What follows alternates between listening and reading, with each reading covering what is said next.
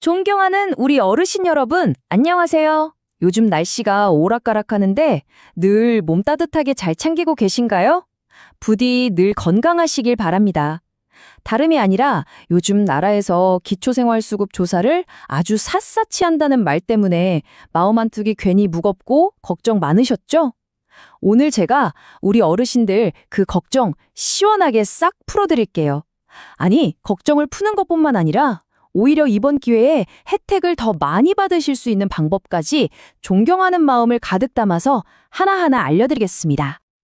아이고, 자식 녀석이 고맙다고 가끔 주는 용돈 때문에 혹시라도 문제 될까? 옆집에서 괜히 나를 나쁘게 말하면 어떡하지? 정말로 내 통장까지 다 들여다보는 거 아니야? 이런 걱정들 많이들 하신다고 들었습니다.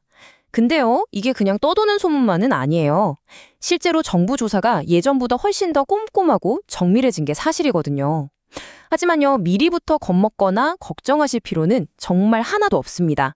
왜냐하면 정직하게 혜택을 받고 계신 우리 어르신들께는 오히려 더 좋은 소식이 훨씬 많거든요. 오늘 그 모든 걸 제가 빠짐없이 정확하게 짚어드릴 테니 귀를 쫑긋 세워주세요. 자, 오늘 우리가 함께 알아볼 이야기 순서입니다. 첫 번째로는요, 나라에서 왜 이렇게 갑자기 깐깐하게 구는 건지 그 이유를 속 시원하게 한번 파헤쳐 보고요. 두 번째, 이럴 때일수록 이것만 딱 지키면 절대 걱정할 일 없다는 안전 비법을 알려드릴 겁니다. 세 번째, 오히려 더 두둑해진 혜택에는 뭐가 있는지, 나도 받을 수 있는 건 아닌지 꼼꼼히 살펴볼 거고요. 네 번째, 혹시라도 억울한 일이 생겼을 때 어떻게 해야 하는지 그 방법도 알려드리고요. 마지막으로 앞으로 우리 어르신들 살림살이가 어떻게 더 좋아질 건지 희망 가득한 소식까지 차근차근 전해드리겠습니다.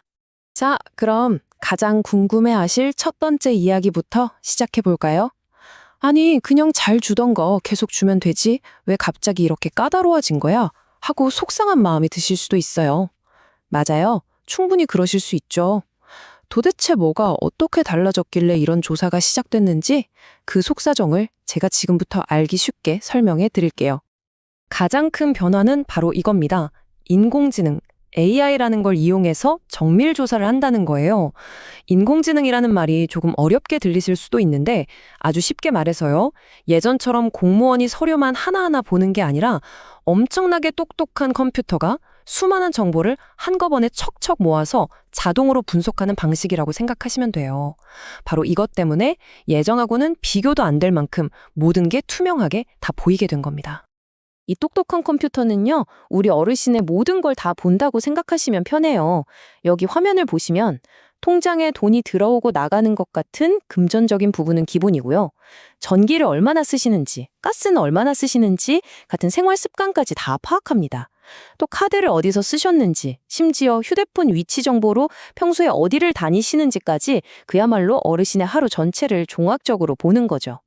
무려 200개가 넘는 공공기관과 140개가 넘는 금융기관의 정보가 실시간으로 연결되거든요. 그러니까 에이, 이 정도는 아무도 모르겠지 하는 생각이 이제는 정말 통하기 어렵게 된 겁니다.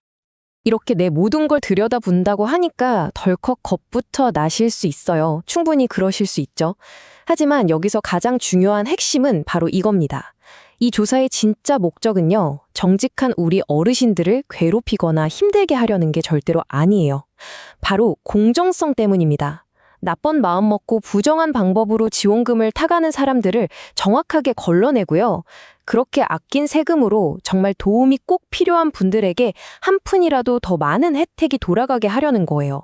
일종의 대청소 같은 거라고 이해하시면 마음이 한결 편하실 겁니다.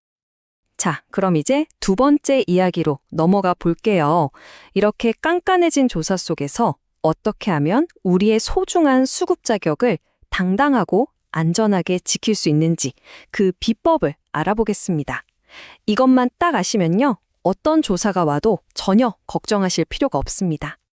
어르신 여러분, 오늘 제가 드리는 말씀 중에 딱 하나만 기억하셔야 한다면 바로 이 숫자입니다. 열나흘, 14일. 이게 뭐냐면요, 내 생활에 아주 작은 변화라도 생겼을 때 나라에 알려야 하는 마법의 숫자예요.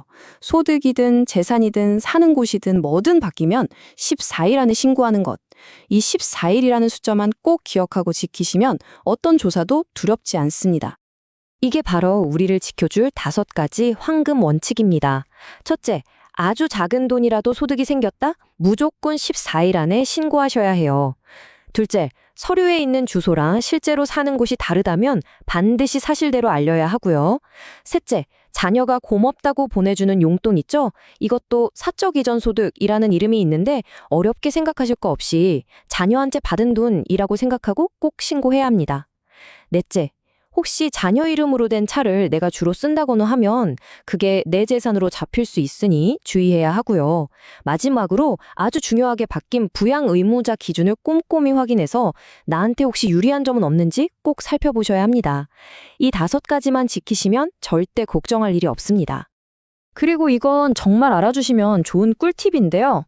정부가 우리 어르신들 저축을 응원하기 위해서 만든 장기 금융저축 공제라는 게 있어요. 이게 뭐냐면 3년 이상 유지할 적금이나 보험에 가입하기 전에 주민센터에 가서 나 이런 저축 시작합니다 하고 미리 신고만 해두면요. 나중에 만기가 됐을 때 최대 1,500만 원까지는 아예 재산으로 치지 않고 눈 감아주는 그런 고마운 제도입니다. 혹시 목돈 마련 계획이 있으시다면 이 제도를 꼭 활용해서 재산 걱정 없이 저축하시기 바랍니다. 자, 이제부터는 정말 기분 좋은 소식입니다. 제도가 깐깐해지기만 한 게 아니에요. 우리 어르신들께 드리는 혜택은 오히려 훨씬 더 많아지고 두둑해졌습니다. 그럼 나도 혹시 해당되는 거 아닐까? 하고 귀를 쫑긋 세우고 잘 들어보세요. 여기표에서 우리 어르신 댁에 해당하는 부분을 한번 찾아보시겠어요? 혼자 사시는 어르신이라면 이제 매달 받으시는 생계급여가 76만 5천 원이 넘게, 그러니까 5만 원 넘게 올랐습니다. 두 분이서 사신다면 8만 원이 더 들어오는 셈이고요. 이게 역대 최대로 오른 금액이라고 해요. 나라 살림이 아무리 어려워도 우리 어르신들 주머니는 더 두둑하게 챙겨드리겠다는 정부의 약속인 셈이죠. 이것이야말로 이번 변화 중에 가장 중요하고 또 가장 반가운 소식이 아닐까 싶습니다. 예전에는요, 자녀가 번듯한 직장에 다닌다는 그 이유 하나만으로 부모님이 혜택을 못 받는 억울한 일이 정말 많았잖아요. 하지만 이제는 아닙니다. 자녀의 1년 소득이 1억 3천만 원, 그리고 재산이 12억 원을 넘지 않는 이상 부모님의 수급 자격에 전혀 영향을 주지 않아요. 혹시 예전에 자식 때문에 안 된다는 말을 듣고 신청을 포기하셨던 어르신이 계시다면 지금이 바로 다시 신청해볼 절호의 기회입니다. 새로운 희망의 문이 활짝 열린 겁니다. 좋은 소식이 여기서 끝이 아닙니다. 자동차 기준도 좋아져서요. 이제 2000cc가 안 되고 중고 가격이 500만 원 이하인 차는 가지고 계셔도 괜찮습니다. 또 65세 이상 어르신께서 일을 해서 버시는 소득에 대해서는 공제 혜택이 크게 늘어서 이제는 숨기지 말고 당당하게 일하고 신고하시는 게 훨씬 더 유리해졌어요. 그 밖에도 병원 갈 때 쓰시는 건강생활 유지비가 2배로 오르는 등 혜택이 정말 많아졌습니다. 자, 4번째 이야기입니다. 이렇게 좋은 점이 많아졌지만 그럼에도 불구하고 혹시라도 주민센터에서 조사 연락을 받거나 억울한 통보를 받게 되면 어떻게 해야 할까요? 이럴 때 가장 중요한 건요, 절대 당황하지 않는 겁니다. 방법이 다 있습니다. 이 점을 꼭 기억해 주세요. 조사 대상자가 되었다는 연락은 당신은 부정수급자입니다 라는 뜻이 절대로 아닙니다. 어르신이 뭘 잘못했다는 뜻이 아니에요. 우리가 1년에 한 번씩 건강검진 받는 거랑 똑같다고 생각하시면 돼요. 컴퓨터 시스템이 수많은 자료를 훑어보다가 이 부분은 서류랑 조금 다른 것 같은데 한번 확인해 봐야겠다 하고 신호를 보낸 것뿐이에요. 병이 있다는 게 아니라 그냥 한번 확인해 보자는 거죠. 단순한 확인 절차니까 절대로 겁먹지 마세요. 만약에 조사를 받은 뒤에 그 결과가 너무 억울하다, 받아들일 수 없다 싶으시면 우리에게는 이 숫자가 있습니다. 바로 90일, 통지서를 받은 날로부터 석 달, 이 90일 안에 우리는 그 결점에 동의할 수 없습니다. 라고 당당하게 말할 권리가 있습니다. 이 소중한 권리를 행사할 수 있는 시간을 절대 놓치지 마세요.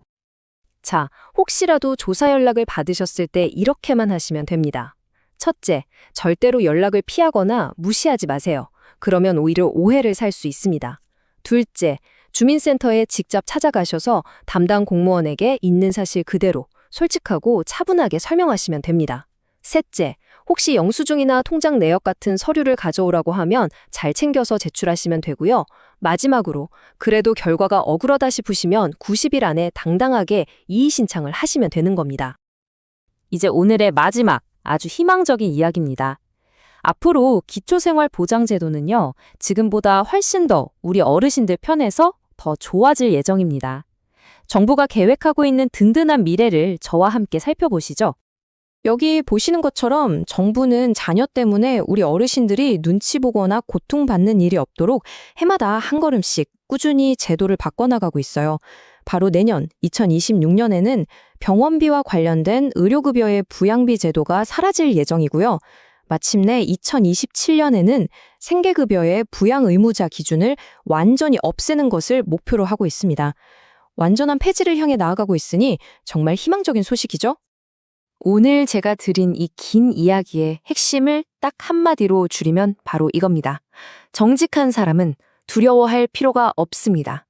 숨기는 것 없이 당당하게 신고하고 성실하게 살아가시는 우리 어르신들이야말로 이 제도의 진짜 주인이십니다. 이번 조사는 바로 그런 분들을 더 든든하게 지켜드리기 위한 것이니까요. 오늘 제 이야기를 들으시면서 그럼 나도 이제 혜택을 받을 수 있겠는데? 하는 희망적인 생각이 혹시 드셨나요? 그렇다면 단 1초도 망설이지 마십시오. 가장 좋은 방법은요, 바로 내일 아침 가까운 주민센터에 찾아가서 기초생활수급 때문에 상담받으러 왔습니다 하고 문을 여는 겁니다. 주민센터 공무원들은 어르신들을 혼내거나 평가하러 있는 사람들이 아니에요. 도와드리기 위해 월급 받는 사람들입니다. 편안한 마음으로 찾아가셔서 궁금한 거 전부 다 물어보세요. 오늘 함께 나눈 이야기가 우리 어르신들의 소중한 권리를 지키고 조금이나마 더 안정적인 생활을 꾸려나가시는데 큰 힘이 되었기를 진심으로 바랍니다. 오늘 정보가 도움이 되셨다면 구독과 좋아요 버튼 한 번씩 꾹 눌러주시면 저희에게 정말 큰 힘이 됩니다. 다음번에는 더 중흥하고 알찬 정보로 다시 찾아뵙겠습니다. 항상 건강하시고 행복하십시오. 감사합니다. 좋았다면 구독, 좋아요 눌러주세요.